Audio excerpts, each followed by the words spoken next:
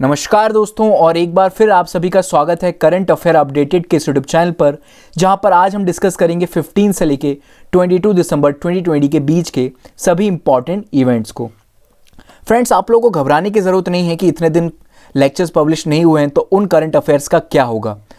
देखिए, 15 से लेके 21 तक जो भी इंपॉर्टेंट इवेंट्स रहे हैं जो हमने डिस्कस नहीं किए हैं वो धीरे धीरे करके आपके कवर कराई दिए जाएंगे। ठीक है, आपको बिल्कुल भी टेंशन लेने की ज़रूरत नहीं है, बिल्कुल घबराने की ज़रूरत नहीं है, कुछ भी आप लोगों का छूटेगा नहीं। ठीक है, तो चलिए स्टार्ट करते हैं आज का ये लेक्चर। और सबसे पहले कवर करते हैं आज के इंपॉर्टेंट टॉपिक्स को कि आज हम कौन कौन से इंपॉर्टेंट टॉपिक्स को कवर करने वाले हैं। आज हम सबसे पहले डिस्कस करेंगे हिमालयन सिरोव के बारे में, क्या होता है ये, इसे देखेंगे। फिर हम डिस्कस करेंगे यूनाइटेड नेशन डेवलपमेंट इंडेक्स के बारे में। रिसेंटली पब्लिश किया गया है यूनाइटेड नेशन डेवलपमेंट प्रोग्राम के द्वारा। तो एक पॉइंट तो आप यहीं से याद रख लीजिए कि इस इंडेक्स को पब्लिश कौन करता है, यूनाइटेड नेशन डेवलपमेंट प्रोग्राम। ठीक है, उसके बाद फिर डिस्कशन होगा नेशनल सिक्योरिटी डायरेक्टिव्स का। अब ये बहुत इंपॉर्टेंट टॉपिक है। ठीक है, मेंस में बहुत अच्छे से क्वेश्चन आ सकता है इसके ऊपर, तो इसको डिस्कस करेंगे। उसके बाद डिस्कस करेंगे गोवा लिबरेशन डे के बारे में। ठीक है, फिर लास्ट में हम डिस्कस करेंगे मंकी रिहेबिलिटेशन सेंटर से रिलेटेड। यहां पे इस आर्टिकल को हम वाइल्ड लाइफ प्रोटेक्शन एक्ट 1972 के साथ कनेक्ट करके देखेंगे। ठीक है ना, कि किस प्रकार से ये जो सेंटर बनाया गया है ये इंपॉर्टेंट है। ठीक है, चलिए स्टार्ट करते हैं आज के डिस्कशन। और सबसे पहले डिस्कस करते हैं हिमालयन सिरोव के बारे में। देखिए, ये कुछ इस प्रकार से दिखने वाला जानवर होता है। इसके सर पर एक सींग होता है। ठीक है, ये जो जानवर है ये बहुत सारे अलग अलग प्रकार के जानवरों का मिक्स है। इसमें आपको कुछ फीचर्स गोट के दिखाई देंगे, कुछ फीचर्स आपको इसमें शीप के दिखाई देंगे। ठीक है, कुछ फीचर्स आपको इसमें डोंकी के दिखाई देंगे। ऑलराइट, तो ये मल्टी पर्सनालिटी टाइप का जानवर है। सबसे पहली इंपॉर्टेंट बात कि ये न्यूज़ में क्यों आया है। देखिए, फर्स्ट टाइम इसे डिटेक्ट किया गया है कहाँ पर, हिमालयन रीजन में, हिमालयन कोल्ड डेजर्ट में, जो कि हिमाचल प्रदेश में है। ठीक है, हिमाचल प्रदेश में इसको रिसेंटली देखा गया है। इसके बारे में डिस्कस करते हैं। तो देखिए, इस जानवर की बहुत सारी स्पीशीज पाई जाती हैं, और एक कमाल की बात यह है कि ये सारी की सारी स्पीशीज जो हैं वो एशिया में पाई जाती हैं। ठीक है, तो अगर ये क्वेश्चन आपको आता है कि Himalayan serow are only found in Asia, तो वो स्टेटमेंट करेक्ट होगा। ठीक है ना, हम लोग कई बार क्या करते हैं, जब भी ओनली स्टेटमेंट लगता है, कहीं पर भी ओनली लग जाता है तो स्टेटमेंट हमें वेग लगने लगता है, हम लोग उसको कट कर देते हैं। तो यहां पर ये पॉइंट आपको याद रखने के लिए है। ठीक है, कि ये जो हिमालयन सिरोव है ये सिर्फ और सिर्फ हिमालयन रीजन्स में ही पाए जाते हैं। ये मेनली हार्बीवोरस होते हैं, घास वगैरह खाते हैं। उसके बाद अगर हम बात करें तो इनकी जो लोकेशन है ये एल्टीट्यूड बिटवीन 2000 मीटर से लेके 400 मीटर्स तक है। अब ये हिमालय रीजन में पाए जाते हैं, लेकिन एक कमाल की बात ये है कि ये जो ट्रांस हिमालय वाला रीजन है ये वहां पर नहीं पाए जाते हैं। ठीक है, बाकी सारे हिमालयाज में ये पाए जाएंगे। आपको ईस्टर्न हिमालयाज में भी देखने को मिलेंगे, वेस्टर्न हिमालयाज में भी देखने को मिलेंगे, और इवन सेंट्रल हिमालय में भी देखने को मिलेंगे, लेकिन ट्रांस हिमालयाज में आपको देखने को नहीं मिलेंगे। अब बात ये आती है कि ट्रांस हिमालयाज क्या होते हैं। देखिए, इस टाइप से कुछ हमारा जम्मू कश्मीर का मैप है, समझ लीजिएगा कि ये जम्मू कश्मीर का मैप है। यहां से आपके स्टार्ट होते हैं हिमालयाज। ऑलराइट, ये है आपका हिमालय वाला रीजन। इसके ऊपर वाला जो रीजन है ये, इसे हम कहते हैं ट्रांस हिमालयाज। ठीक है, ये आपके नॉर्दर्न जम्मू कश्मीर से लेके ऊपर का जो तिब्बत वाला एरिया है वहां पर पाए जाते हैं ये वाले हिमालयस। अब इन हिमालयाज में और हमारे जो ग्रेट हिमालयाज हैं, ट्रांस हिमालयाज और ग्रेट हिमालयाज में क्या डिफरेंस है। सबसे पहले तो ट्रांस हिमालयाज का फॉर्मेशन ग्रेट हिमालयाज से पहले हुआ है, यानी कि ट्रांस हिमालयाज ग्रेट हिमालयाज के बनने से पहले ही एग्जिस्टेंस में आ गए थे। ठीक है, तो ये पॉइंट आपको याद रखना है। बाकी और आप अगर डिटेल चाहते हैं तो आप ज्योग्राफिकल लेक्चर को देख सकते हैं एक बार, इंडियन ज्योग्राफी में। वहां पर आपको देखने को मिल जाएगा किस प्रकार से हिमालयाज का फॉर्मेशन हुआ है। यहां पर आपके लिए इतनी ही जानकारी काफी है कि ट्रांस हिमालयाज का फॉर्मेशन ग्रेट हिमालयाज से पहले हुआ है। यहाँ की कुछ इंपॉर्टेंट अगर हम रेंजेस की बात करें तो काराकोरम, लद्दाख, जस्कर और कैलाश माउंटेन, ये जो रेंजेस हैं ये आपकी ट्रांस हिमालयाज की रेंजेस हैं। ऑलराइट, आगे बढ़ते हैं। इसके बाद डिस्कस करते हैं आयुसियन स्टेटस की, कौन कौन से कन्वर्सेशन स्टेटस जो हैं वो दिए गए हैं हिमालयन सिरोव को। तो आयुसियन की रेड लिस्ट में ये वनरेबल कैटेगरी में आता है, साइट्स में अपेंडिक्स 1 में रखा गया है, और वाइल्ड लाइफ प्रोटेक्शन एक्ट 1972 के शेड्यूल 1 में इस जानवर को रखा गया है। ठीक है, चलिए आगे बढ़ते हैं और डिस्कस करते हैं अगला इंपॉर्टेंट आर्टिकल जो कि रिलेटेड है ह्यूमन डेवलपमेंट इंडेक्स से। पहला, जैसा कि मैं आपको बता चुका हूं, इस इंडेक्स से रिलेटेड क्या पॉइंट हमें याद रखने हैं। सबसे पहला तो इसको पब्लिश किसके द्वारा किया जाता है, तो United Nation Development Programme Organization जो है वो इसे पब्लिश करती है। देखिए हमें सिर्फ एग्जाम फोकस्ड होकर पढ़ना है कि आर्टिकल में एग्जाम के लिए क्या क्या चीजें जरूरी है, किस प्रकार के क्वेश्चन पूछे जा सकते हैं। तो पहला क्वेश्चन तो यह पूछा जा सकता है कि इस इंडेक्स को पब्लिश कौन करता है, तो वहां पर आप टिक करके आएंगे यूनाइटेड नेशन डेवलपमेंट प्रोग्राम। ठीक है, इसके बाद एट प्रेजेंट इंडिया की क्या रैंक है, तो आपको यह जानकर दुख होगा कि इंडिया जो है 2 पॉइंट और नीचे चला गया है।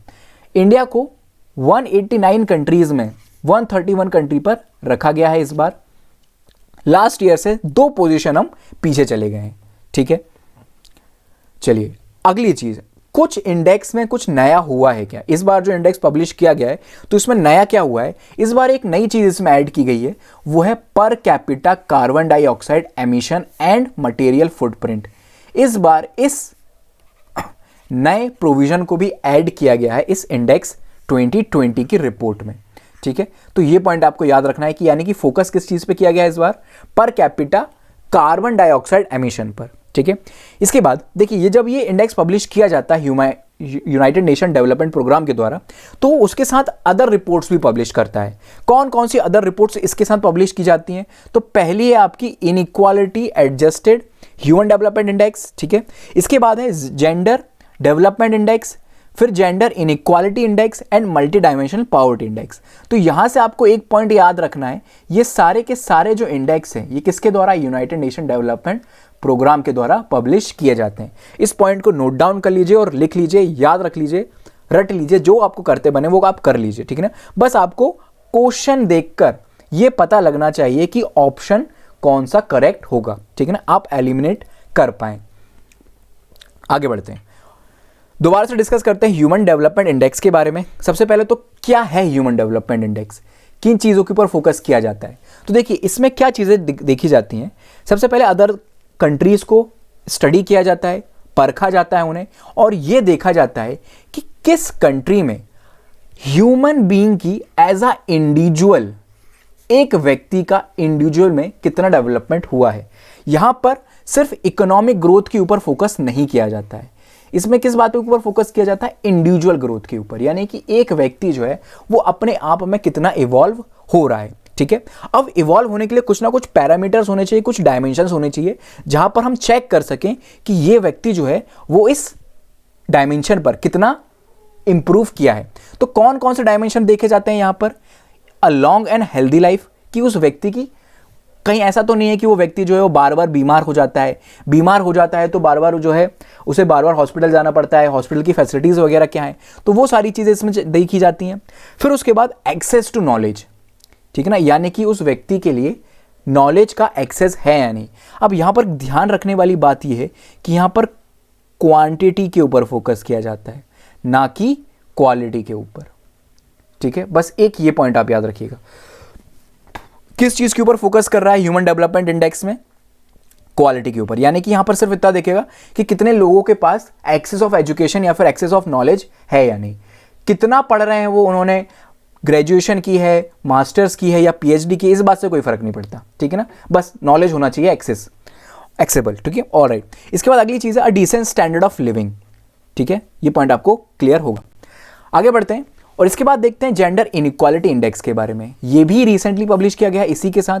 इसके क्या डायमेंशंस हैं, इसके डायमेंशंस हैं reproductive health, empowerment and the labour market. ठीक है, इसमें कितनी रैंक रही है इंडिया की, तो 123rd रैंक पर इंडिया रहा है। ठीक है ना, लास्ट टाइम पे हम कितने पोजीशन पर थे, 122 पर थे। ठीक है, आगे बढ़ते हैं और डिस्कस करते हैं अगला मल्टी डायमेंशनल पॉवर्टी इंडेक्स के बारे में।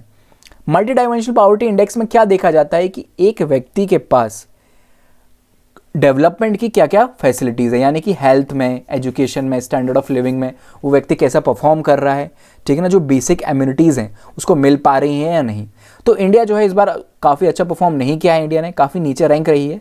ठीक है, बाकी ये फैक्चुअल डाटा है, ये हमारे काम का ज़्यादा है नहीं। आगे बढ़ते हैं, चलिए आगे बढ़ते हैं और डिस्कस करते हैं अगला इंपॉर्टेंट आर्टिकल जो कि है नेशनल सिक्योरिटी डायरेक्टिव से रिलेटेड। अब ये है क्या नेशनल सिक्योरिटी डायरेक्टिव, कुछ और अगर मैं यहाँ पे बोलता तो शायद आपको पता होता, नेशनल सिक्योरिटी से एडवाइज़र या कुछ और शब्द, लेकिन डायरेक्टिव आ गया, इसके बारे में आप में से किसी ने ज़्यादा नहीं सुना होगा। ये है क्या, देखिए डिस्कस करते हैं आराम से। पहले कंटेस्ट देख लेते हैं कि क्या कंटेस्ट है। रिसेंटली क्या किया गया, कैबिनेट कमिटी ऑन सिक्योरिटी ने नेशनल सिक्योरिटी डायरेक्टिव को सेटअप करने की परमिशन दे दी है, अप्रूव कर दिया है। ये जो नेशनल सिक्योरिटी डायरेक्टिव है ये टेली कम्युनिकेशन सेक्टर में स्टैब्लिश किया जाएगा। अब मैटर क्या है, पूरा मैटर को समझते हैं डिटेल से। मान लीजिए आपके पास एक जियो की सिम है, ठीक है ना, मोबाइल कार्ड है आपके पास, सिम कार्ड है इसका, जिसका आप यूज़ कर रहे हैं, ठीक है। अब मान लीजिए जियो क्या करता है, जियो रिलायंस की कंपनी है, ठीक है ना, अंबानी जी की कंपनी है। अब अंबानी जी जो हैं वो कोई एक प्रोडक्ट तो चलाते नहीं है, उनकी बहुत सारे अदर ब्रांचेस भी हैं, ठीक है ना। वो व्यक्ति क्या कर रहा है, वो व्यक्ति इलेक्ट्रॉनिक्स के सामान भी बेच रहा है, वो व्यक्ति कपड़े भी बेच रहा है, वो व्यक्ति खाने पीने की चीज़ें भी बेच रहा है, और अदर ना जाने क्या क्या चीज़ें वो बेच रहे हैं, ठीक है। सारी चीज़ों में उनका बिजनेस है। मान लीजिए कि वो क्या करते हैं, आपकी सिम में एक ऐसा ट्रैकर लगा देते हैं जो क्या कर सकता है, 24 आवर आपका सर्विलेंस कर सकता है, ठीक है। आप अपने मोबाइल पर क्या चेक कर रहे हो, किससे बातें कर रहे हो, किस टॉपिक के ऊपर आप बातें कर रहे हो, जिससे वो क्या कर रहे हैं, कुछ गलत फायदा नहीं उठा रहे हैं, ठीक है, आपकी जानकारी को बेच नहीं रहे हैं, बस वो क्या कर रहे हैं, आपको स्टडी कर रहे हैं, ऑलराइट। और आपको स्टडी कर कर ये पता लगा रहे हैं कि जो ज़्यादातर लोग किस चीज़ में इंटरेस्टेड हैं। अगर आप इलेक्ट्रॉनिक्स में फॉर एग्जांपल आप आयरन परचेज करना चाहते हो, तो आप किस प्रकार की आयरन परचेज करना चाहते हो, तो उन्हें आपके माइंडसेट का आइडिया लग जा रहा है, ठीक है। फिर वो क्या करेंगे, इस माइंडसेट का यूज़ करके अपने बिजनेस में उसका प्रॉफिट उठाएंगे, ठीक है।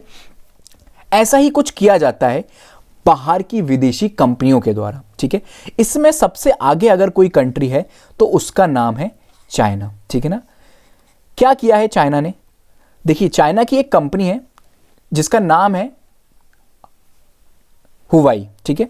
हुवाई और ZTE, ये दोनों कंपनीज जो हैं इनको ब्लैकलिस्ट कर दिया गया है, बैन कर दिया गया है बहुत सारी कंट्रीज से, क्योंकि इन्होंने स्पाई वगैरह यानी कि जासूसी वगैरह करने की कोशिश की थी, और बैकडोर वल्नरेबिलिटी यानी कि बैकडोर इंफॉर्मेशन का ये ट्रांसफर किया करते थे।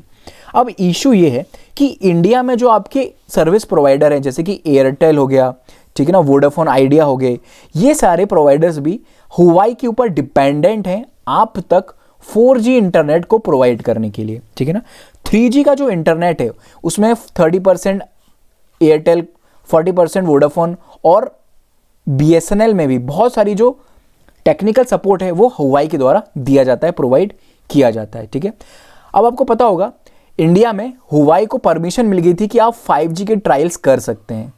रिसेंटली ये 5G के ट्रायल करने की परमिशन जियो को भी दे दी गई है, ठीक है। जियो भी इसके लिए शुरुआत कर चुका है, ट्रायल्स करने के लिए आगे बढ़ रहा है वो, ठीक है ना। लेकिन पहले ये ट्रायल करने की परमिशन किसको दी गई थी, ये दी गई थी हुवाई को। लेकिन फिर आपको पता है गलवान वैली में इंडिया और चाइना के कन्फ्लिक्ट हुआ, उसके कारण क्या हुआ, बहुत सारी चाइना की जो चीज़ें उनके ऊपर बैन लगा दिया गया, ठीक है ना। तो हुवाई का भी बैन लगा दिया गया, उनसे भी परमिशन वापस ले ली गई कि आप जो ये ट्रायल नहीं कर सकते। अब क्या किया है गवर्नमेंट ने, नेशनल सिक्योरिटी डायरेक्टिव को लेकर आए हैं। नेशनल सिक्योरिटी डायरेक्टिव क्या करेगा, ये जो टेलीकम्युनिकेशंस हैं आपकी, उनको 2 पार्ट में डिवाइड कर देगा। पहला पार्ट होगा आपका ट्रस्टेड, दूसरा होगा नॉन ट्रस्टेड कैटेगरी। ये 2 कैटेगरीज में डिवाइड कर देगा टेलीकॉम प्रोडक्ट्स को, ठीक है।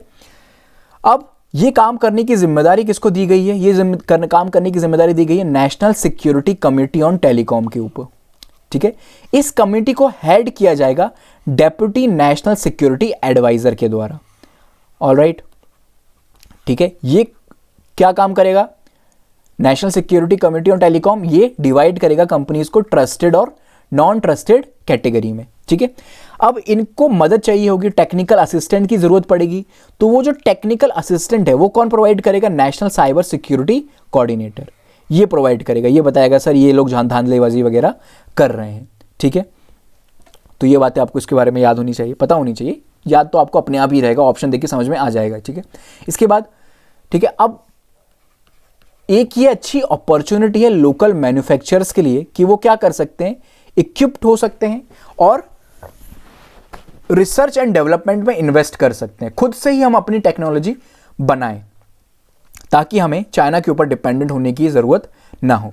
इसके बाद जो टेलीकॉम सर्विस प्रोवाइडर हैं जैसे कि एयरटेल, आइडिया, जियो, इनसे क्या बोला जाएगा, इन्हें बोला जाएगा कि आपको कनेक्ट करना है न्यू डिवाइसेस को विथ डेजिग्नेटेड ट्रस्टेड प्रोडक्ट, ठीक है ना। यानी कि देखिए जो लोग पुराने हैं उन्हें फोर्स नहीं किया जाएगा। आपके पास प्रेजेंटली कोई जियो का सिम कार्ड है या एयरटेल का सिम कार्ड है तो आपको फोर्स नहीं किया जाएगा कि आप स्विच करें अपने कार्ड को, ऐसा नहीं किया जाएगा स्विच। लेकिन जो नए कार्ड इशू किए जाएंगे उस समय ये देखा जाएगा कि जो ट्रस्टेड प्रोडक्ट्स हैं उन्हीं को आप तक इशू कराया जाए, ठीक है।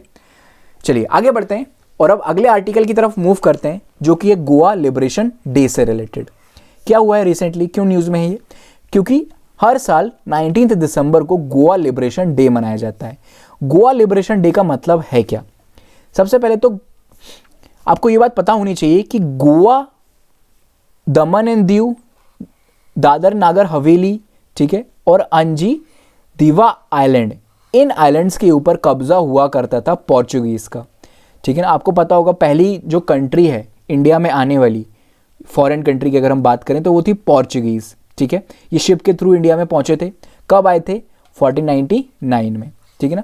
बाय द एंड ऑफ 1510, 1510 तक आते आते इन्होंने अपनी अच्छी मजबूत पकड़ बना ली थी इन एरियाज में। यहाँ पर आकर ये रूल करना स्टार्ट कर दिया था, ठीक है। फिर उसके बाद क्या हुआ था? 15 अगस्त 1947 में इंडिया आज़ाद हो गया था, ठीक है ना। हम इंडिपेंडेंस हमें मिल गई थी तो हमने जाके रिक्वेस्ट की थी पोर्चुगीज़ से कि देखिए ये जो आइलैंड है ये या फिर जो टेरिटरी आपके ऊपर कब्जे में है ये हमारी सोवरेनिटी का पार्ट है, तो आप इन्हें हमें दे दीजिए, ठीक है, और आप इसे छोड़कर वापस चले जाइए। लेकिन पोर्चुगीज़ ने मना कर दिया कि भैया हम तो नहीं देंगे, हम ये जगह को खाली नहीं करेंगे। तो बोले ठीक है कोई बात नहीं, मत करो। फिर क्या हुआ? 1940 से लेकर 1960 तक वहां पर कॉन्फ्लिक्ट होता रहा।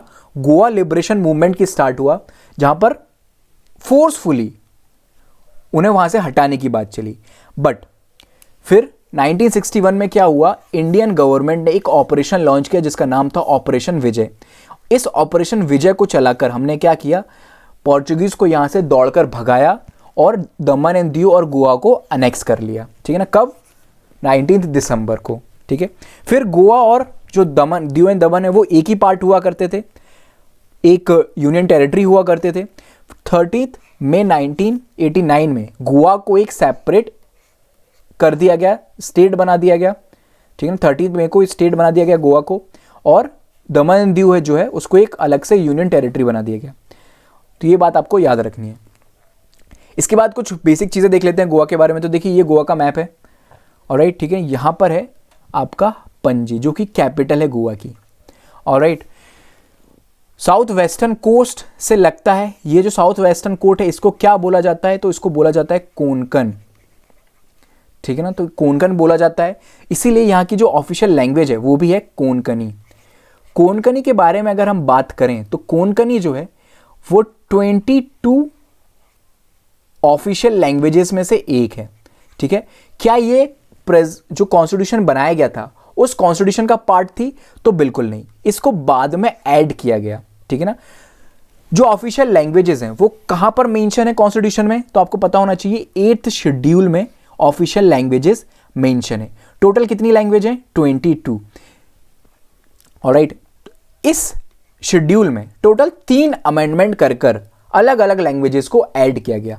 पहला अमेंडमेंट था 21st अमेंडमेंट, फिर हुआ था 71st अमेंडमेंट, और लास्ट अमेंडमेंट हुआ था 92 अमेंडमेंट, ठीक है ना। ये अमेंडमेंट नंबर्स हैं, कॉन्स्टिट्यूशन अमेंडमेंट नंबर्स हैं, ऑलराइट। कोंकणी को 71st कॉन्स्टिट्यूशन अमेंडमेंट एक्ट के द्वारा ऐड किया गया था जो कि किया गया था 1972 में। यहां पर 3 लैंग्वेजेस को इंडियन कॉन्स्टिट्यूशन में ऐड किया गया था।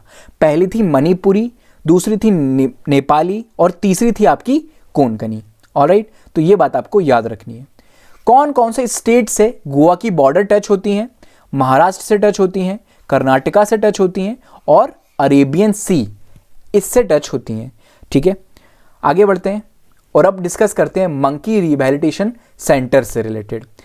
रिसेंट कंटेस्ट ये है, तेलंगाना में ये सेंटर को इस्टेब्लिश किया गया है, बस यही कंटेस्ट है और कुछ नहीं है, ठीक है। अगली इंपॉर्टेंट चीज उसके बारे में जानकारी होनी चाहिए आपको। पहला ऐसा सेंटर जो कि प्रीमेट्स के लिए बनाया गया था वो कहाँ पर बनाया गया था, तो वो हिमाचल प्रदेश में बनाया गया था। ये जो रिसेंट सेंटर तेलंगाना में बनाया गया है ये सेकंड है वर्ल्ड में, ठीक है ना। पहले इसके पहले कहाँ बनाया गया था, तो हिमाचल प्रदेश में बनाया गया था, ठीक है। ये जो मंकीज हैं जिन्हें कहा क्या बोला जाता है, हिसूस मैकोए, ठीक है ना, हिसूस मैकोए इनको बोला जाता है। इनको लास्ट ईयर 2019 में वर्मिन डिक्लेयर कर दिया गया था हिमाचल प्रदेश के द्वारा। अब वर्मिन का क्या मतलब होता है, वर्मिन का मतलब होता है ऐसे जानवर जिनको किसी स्पेशल सर्कमस्टेंसेस के अकॉर्डिंग उनको मारा जा सकता है, ठीक है। अभी इसको मैं और डिटेल में आपको बताऊंगा, बस अभी आप इतना समझ लीजिए, ठीक है। ये बताने के लिए आपको मैं कुछ बेसिक पॉइंट बता देता हूं वाइल्ड लाइफ प्रोटेक्शन एक्ट 1972 के, ठीक है ना। इसके बारे में आपको जानकारी होनी चाहिए अगर आपको वर्मिंग के बारे में अच्छे से समझना है तो। देखिए, वाइल्ड लाइफ प्रोटेक्शन एक्ट को 1972 में इंडियन गवर्नमेंट लेकर आई थी। मकसद ये था कि इस एक्ट में के थ्रू क्या किया जाएगा, कुछ जो स्पीशीज हैं एनिमल, बर्ड्स और प्लांट की प्रोटेक्ट किया जाएगा by establishing of a network of ecological important protected areas in the country, यानी कि नेशनल पार्क्स को, बायोस्फीयर रिजर्व्स को, वाइल्ड लाइफ सेंचुरीज को, इनको स्टैब्लिश किया जाएगा ताकि प्रोटेक्शन दिया जा सके एनिमल, प्लांट्स और बर्ड्स को जिन्हें प्रोटेक्शन की जरूरत है उन्हें, ठीक है। इसके अकॉर्डिंग क्या किया गया, इसके अकॉर्डिंग 6 शेड्यूल बनाए गए। इस एक्ट में टोटल 6 शेड्यूल को डाला गया, 1, 2, 3, 4, 5 और 6, ठीक है ना। ये टोटल 6 शेड्यूल को इनमें डाला गया, ठीक है।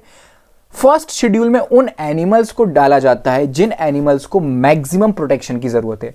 फॉर एग्जाम्पल टाइगर, टाइगर को जो है मैक्सिमम प्रोटेक्शन की जरूरत है, इसीलिए इसे शेड्यूल 1 में रखा जाता है। इसके बाद धीरे धीरे करके प्रोटेक्शन जो है वो हल्की कर दी जाती है।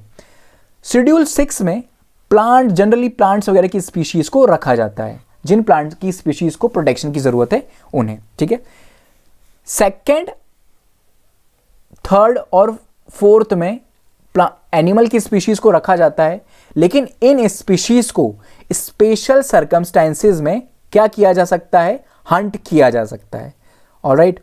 और फिफ्थ शेड्यूल में उन स्पीशीज को रखा जाता है जो कि वर्मिन डिक्लेयर कर दी जाती हैं।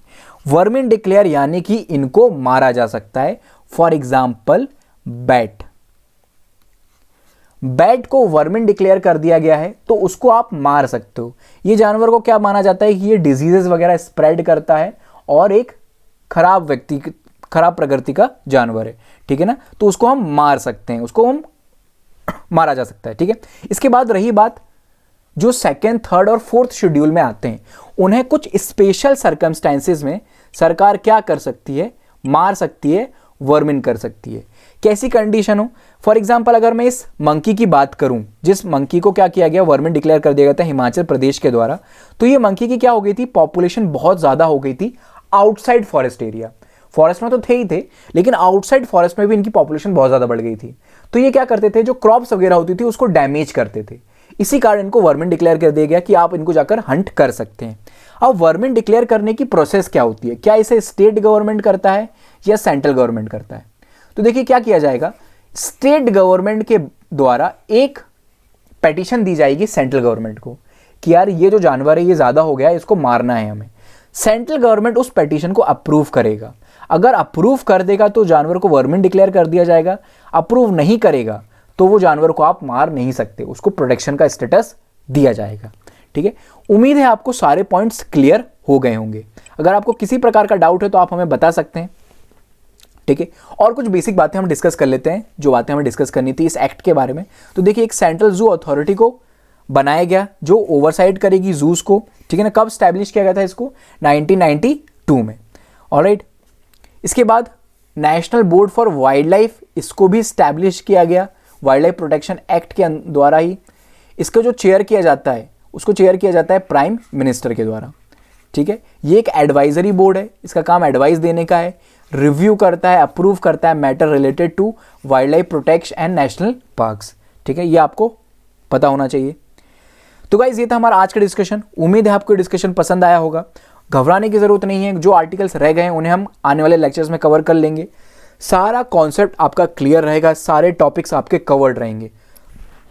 कुछ भी आपका छूटेगा नहीं। 6 महीने से कम का समय बाकी है प्रीलिम्स के लिए, अपनी तैयारी को और ज़्यादा तेज कर दीजिए। All the best guys, have a good day, thank you so much.